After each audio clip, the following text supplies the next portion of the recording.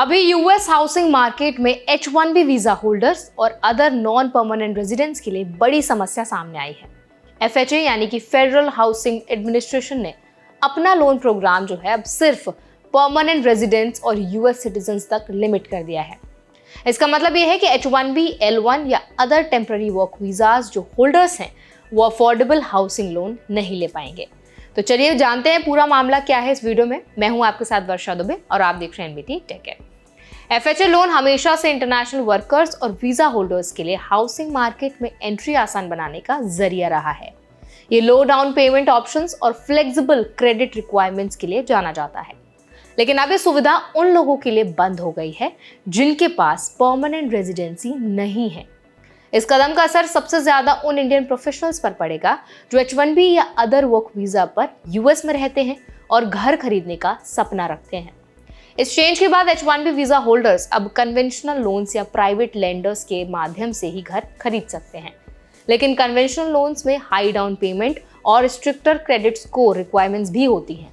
यानी कि पहले की तुलना में इंडियन प्रोफेशनल्स को ज्यादा पैसे अपफ्रंट देने होंगे और क्रेडिट हिस्ट्री स्ट्रांग होना जरूरी है। इस कदम के पीछे यूएस हाउसिंग मार्केट और मॉर्गेज रिस्क को कंट्रोल करना माना जा रहा है। FHA की प्राइमरी रोल हमेशा से फर्स्ट टाइम होम बायर्स और लो इनकम फैमिलीज के लिए सपोर्ट प्रोवाइड करना रही है। लेकिन सरकार ने नॉन परमानेंट रेजिडेंट्स को एक्सक्लूड कर दिया है, जिससे एक क्लियर सिग्नल गया है कि टेम्पररी वीजा होल्डर्स अब सब्सिडाइज्ड मॉर्गेज ऑप्शंस के लिए एलिजिबल नहीं है। इंडियन कम्युनिटी के लिए बदलाव थोड़ा शॉक देने वाला है। यूएस में H1B holders traditionally IT sectors, health care और रिसर्च जॉब्स में रहते हैं। ये लोग हाई पेइंग जॉब्स करते हुए भी हाउसिंग अफोर्डेबिलिटी के लिए FHA लोन्स पर डिपेंड करते थे। अब जब ये ऑप्शन रिमूव हो गया है तो उन्हें ऑल्टरनेटिव फाइनेंशियल प्लानिंग करनी होगी। अगर आप H1B या किसी अदर टेम्पररी वीजा पर यूएस में काम कर रहे हैं और घर खरीदने का सपना देख रहे हैं तो कुछ प्रिकॉशंस लेना बहुत इंपॉर्टेंट है। सबसे पहले अपने बजट और डाउन पेमेंट कैपेबिलिटी का सही एनालिसिस करें। दूसरा, प्राइवेट लेंडर्स और कन्वेंशनल लोन्स के टर्म को समझें। और तीसरा, लॉन्ग टर्म फाइनेंशियल स्टेबिलिटी और वीजा ड्यूरेशन को ध्यान में रखकर ही होम बाइंग डिसीजन लें। इसके अलावा इंडियन प्रोफेशनल्स को ये भी ध्यान रखना चाहिए कि मॉर्गेज अप्रूवल प्रोसेस अब ज्यादा कंपेटिटिव हो गया है। कन्वेंशनल लेंडर्स में higher documentation requirements, higher interest rates और स्ट्रिक्टर एलिजिबिलिटी क्राइटेरिया हो सकते हैं। हालांकि प्लानिंग पहले से करना और डॉक्यूमेंटेशन रेडी रखना काफी ज्यादा क्रिटिकल है। FHA लोन रेस्ट्रिक्शन सिर्फ H1B होल्डर्स को ही नहीं बल्कि अदर नॉन परमानेंट रेजिडेंट्स जैसे कि L1, O1 वीजा होल्डर्स पर भी लागू होगी। इसका मतलब ये है कि मल्टीनेशनल कंपनीज में काम करने वाले टेम्पररी वर्कर्स भी अब लो कॉस्ट हाउसिंग लोन के लिए एलिजिबल नहीं होंगे।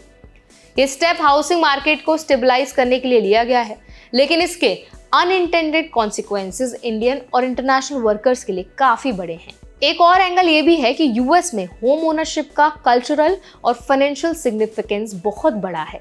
Indian community traditionally long term investment और एसेट बिल्डिंग के लिए होम परचेस को प्रायोरिटाइज करते हैं। अब जब FHA लोन ऑप्शन जो है वो रिमूव हो गया है तो ये लोग अपने प्लान्स में एडजस्ट करने के लिए ऑल्टरनेटिव स्ट्रैटेजीज अडॉप्ट करेंगे, जैसे कि को बोरोइंग, हायर सेविंग्स या फैमिली सपोर्ट से डाउन पेमेंट रेज करना। FHA लोन में नॉन परमानेंट रेजिडेंट्स के लिए एलिजिबिलिटी रिमूव करने का ये इफेक्ट अक्टूबर 2025 से इंप्लीमेंट होगा। मतलब कि अभी जो H1B होल्डर्स सोच रहे हैं कि जल्द घर लें, उन्हें जल्दी एक्शन लेना होगा। अगर आप प्लानिंग में डिले करेंगे तो आपके लिए फ्यूचर में लो कॉस्ट FHA लोन्स का ऑप्शन नहीं रहेगा। इस स्टेप का इम्पैक्ट हाउसिंग डिमांड और इंडियन वर्कफोर्स की रेजिडेंशियल प्लानिंग पर भी पड़ेगा। पहले H1B होल्डर्स अफोर्डेबल होम्स में इन्वेस्ट करते थे और धीरे धीरे परमानेंट रेजिडेंसी तक अपना एसेट बिल्ड करते थे।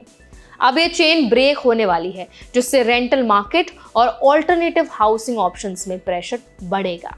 इसीलिए इंडियन प्रोफेशनल्स के लिए सबसे जरूरी है कि वो अपने फाइनेंशियल एडवाइजर्स से कंसल्ट करें और लॉन्ग टर्म प्लानिंग के हिसाब से अपने हाउसिंग डिसीजंस लें। शॉर्ट टर्म में FHA loan restrictions inconvenience create करेंगे, लेकिन अगर प्रॉपर स्ट्रैटेजी फॉलो की जाए तो होम ओनरशिप गोल अचीव किया जा सकता है।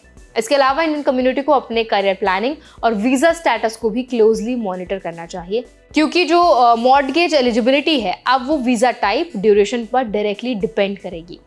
H1B होल्डर्स जिनकी वीजा ड्यूरेशन शॉर्ट है, उन्हें एक्स्ट्रा प्रिकॉशंस लेने की बहुत जरूरत है। तो आई होप ये वीडियो आपको हेल्पफुल लगा होगा, इन्फॉर्मेटिव लगा होगा। अगर इस वीडियो से आपको कुछ सीखने को मिला हो तो वीडियो को जरूर लाइक करें, शेयर करें। ऐसे और भी अपडेट्स के लिए, वीडियोस के लिए हमारे चैनल NBT Tech Ed को जरूर सब्सक्राइब करें।